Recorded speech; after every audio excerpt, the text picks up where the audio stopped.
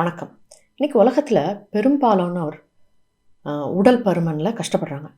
இப்போ நீங்கள் ஒருத்தர்கிட்ட நான் ஏன் குண்டாக இருக்கேன் அப்படின்னு கேட்டிங்கன்னா என்ன சொல்லுவாங்க?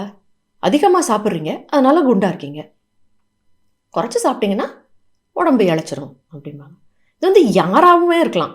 அவங்க டயட்டீஷியனாக இருக்கலாம், நியூட்ரிஷனிஸ்டாக இருக்கலாம், ஜிம்மில் வந்து பர்சனல் ட்ரெயினராக இருக்கலாம், ரோட்டில் வந்து வெங்காயம் விற்கிற அம்மாவாக இருக்கலாம், இல்லை பஸ்ஸில் முன்ன பின்ன தெரியாத ஒரு நபராக இருக்கலாம், படித்தவங்க படிக்காதவங்க, அறிஞ்சவங்க அறியாதவங்க, தெரிஞ்சவங்க தெரியாதவங்க, புத்தகம் படிக்கிறவங்க புத்தகம் படிக்காதவங்க, வீடியோ பார்க்குறவங்க பார்க்காதவங்க, யாருமே எல்லாருமே இதை தான் உங்களுக்கு சொல்லுவாங்க.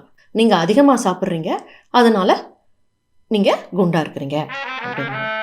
இது ஏன் இந்த ஐடியா இவ்வளோ எல்லாத்தோடைய மனசுலையும் ஆழமாக இறங்கியிருக்குன்னா, இந்த கேலரி தியரி ஆஃப் ஒபிசிட்டி, அதாவது energy balance theory of obesity, ஆற்றல் சமநிலை அனுமானம், இது வந்து ரொம்ப பரவப்பட்டிருக்குது.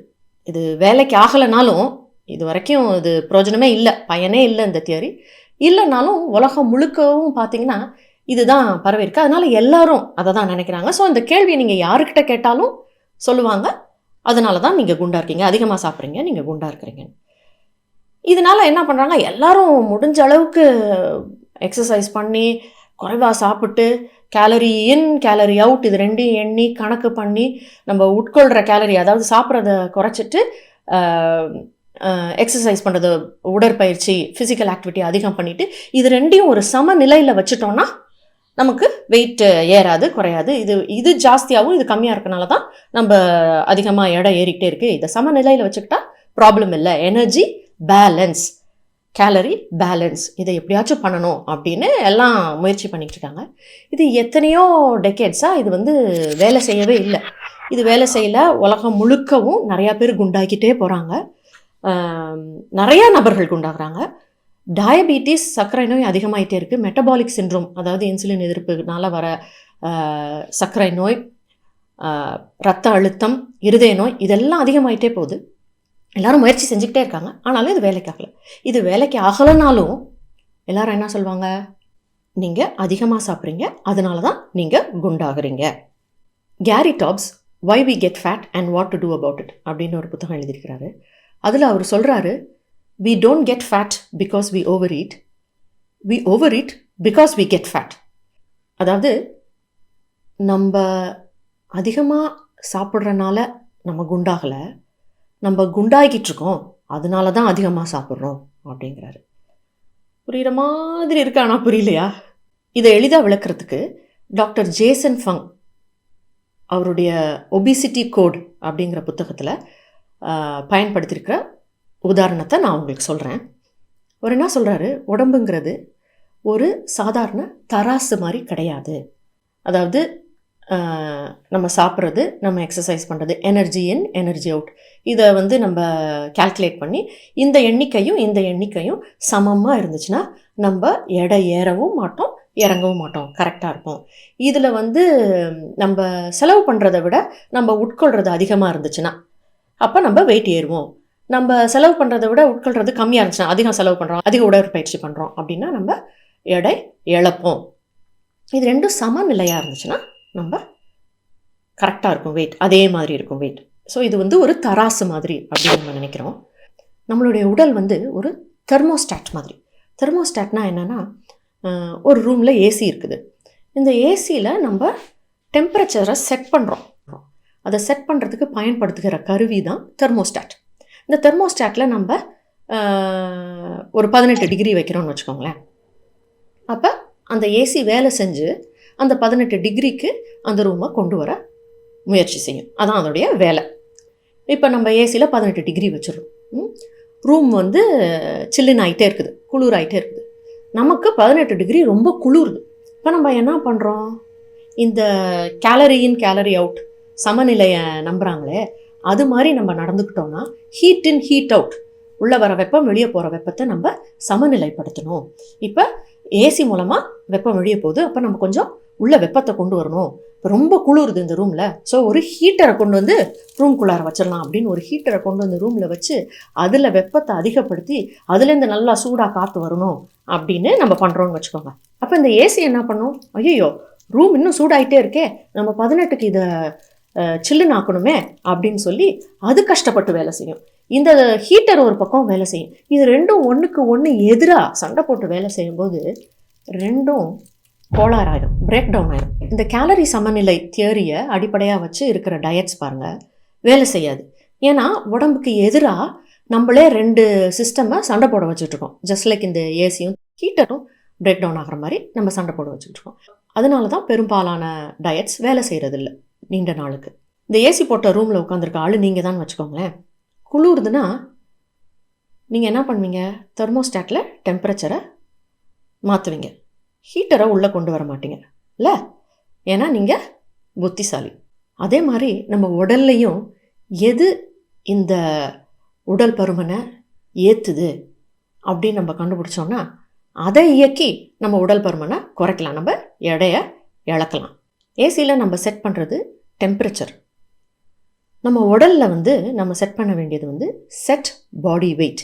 இப்போ இந்த டெம்பரேச்சரை எதில் செட் பண்ணுறோமோ இந்த ஏசி வேலை செஞ்சு அந்த அளவுக்கு அந்த ரூமுடைய வெப்பநிலையை எடுத்துகிட்டு போகுது.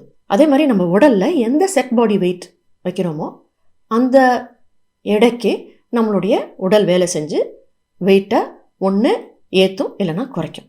நீங்கள் உடலை ஒரு தராசு மாதிரி நினச்சிக்கிட்டு இது ரெண்டையும் நம்ம சமநிலைப்படுத்தினா பிரச்சனை இல்லை அப்படின்னு சொல்லிட்டு இந்த உட்கொள்கிற உணவை இதை நீங்கள் குறைக்க ட்ரை பண்ணாலும் உடம்பு ஒத்துக்காது, உங்களுக்கு அதிகமாக பசிக்கும்.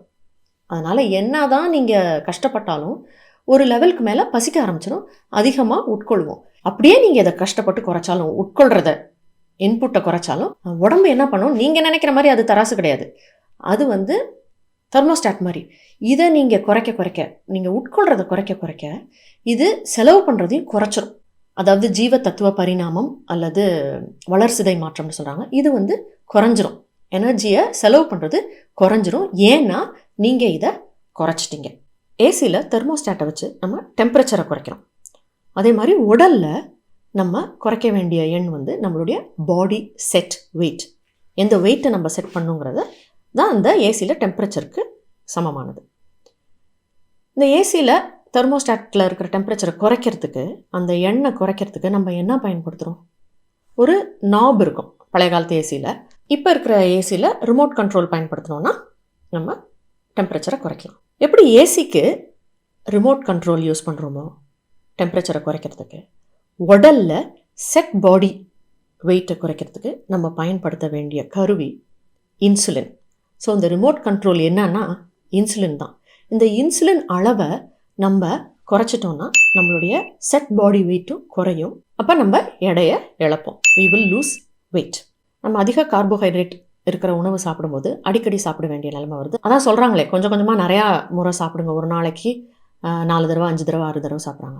ஸோ இதில் இன்சுலினுடைய அளவும் அதிகரிக்குது, ஃப்ரீக்வன்சியும் அதிகமாக இருக்குது. அந்த ஸ்டிமுலஸ், அந்த இன்சுலின் ஸ்டிமுலேட் ஆகி வர அந்த ஃப்ரீக்வன்சி, அதாவது அடிக்கடி மீண்டும் மீண்டும் இன்சுலின் வருது. ஸ்டிமுலஸும் இந்த ஹை லெவல்ஸ் மீண்டும் மீண்டும் வர்றது பார்த்ததுக்கு அளவு அதிகமாக இருக்குது. இது ரெண்டும் சேர்ந்து தான் இன்சுலின் எதிர்ப்பை உண்டாக்குது. ஸோ இப்போ இந்த அளவுகளை நம்ம குறைக்கணும்னா, இன்சுலின் எதிர்ப்பை குறைக்கணும்னா இந்த ரிமோட் கண்ட்ரோலை வச்சு நம்ம குறைக்கிறது நம்ம உணவு முறையிலேயே செஞ்சிடலாம். LCHF வாழ்க்கை முறை. LCHFனா low carbohydrate high healthy fat. இந்த உணவு முறையில் LCHF உணவுகளை உட்கொள்கிறோம். LCHF உணவுகளை உட்கொள்ளும் பொழுது இன்சுலின் அளவுகள் குறையும். LCHF உணவுகளை உட்கொள்ளும் பொழுது மீண்டும் மீண்டும் ஒரு நாளைக்கு 5 தடவை 6 தடவை சாப்பிடணுங்கிற அவசியம் இருக்காது, ஏன்னா பசிக்காது. பெரும்பாலானோர் LCHF உணவு முறைக்கு பழகினவங்க ஒரு நாளைக்கு 2 தடவை தான் சாப்பிடுவாங்க. பத்தாவதுக்கு LCHF வாழ்க்கை முறையில் இன்டர்மிட்டன்ட் ஃபாஸ்டிங் அப்படின்னு ஒன்று இருக்குது. அது அப்பப்போ அந்த நோன்பு எடுக்கும்போது, குறுகிய கால அளவு நோன்பு எடுக்கும்போது இன்சுலின் மீண்டும் மீண்டும் சுரக்காமல் அந்த ஃப்ரீக்வன்சி ஆஃப் இன்சுலின் செக்ரேஷனும் குறைஞ்சிரும். கான்ஸ்டன்ட் ஸ்டிமுலஸ் இருக்காது. ஸோ அளவையும் குறைக்கிறோம், ஃப்ரீக்வன்சியும் குறைக்கிறோம். ஸோ இது ரெண்டுமே LCHF வாழ்க்கை முறையில் சுலபமாக பண்ணலாம். இப்போ இந்த உதாரணத்தின் மூலமாக உங்களுக்கு புரிஞ்சிருக்கும்னு நினைக்கிறேன். நீங்கள் அதிகமாக சாப்பிட்றனால நீங்கள் குண்டாகலை, நீங்கள் குண்டாகிட்டே இருக்கீங்க, அதனால் நீங்கள் அதிகமாக சாப்பிட்றீங்க. இந்த குண்டாயிட்டே இருக்கிறத எப்படி குறைக்கலான்னா, எப்படி இந்த ரிமோட் கண்ட்ரோலை வச்சு ஏசியோட தெர்மோஸ்டாட்டில் டெம்பரேச்சரை குறைக்கிறோமோ, அதே போல் இன்சுலின் என்கிற ரிமோட் கண்ட்ரோலை வச்சு தெர்மோஸ்டாட்டோடைய டெம்பரேச்சர், அதாவது நம்ம உடலுடைய செட் பாடி வெயிட்டை நீங்கள் குறைக்கலாம்.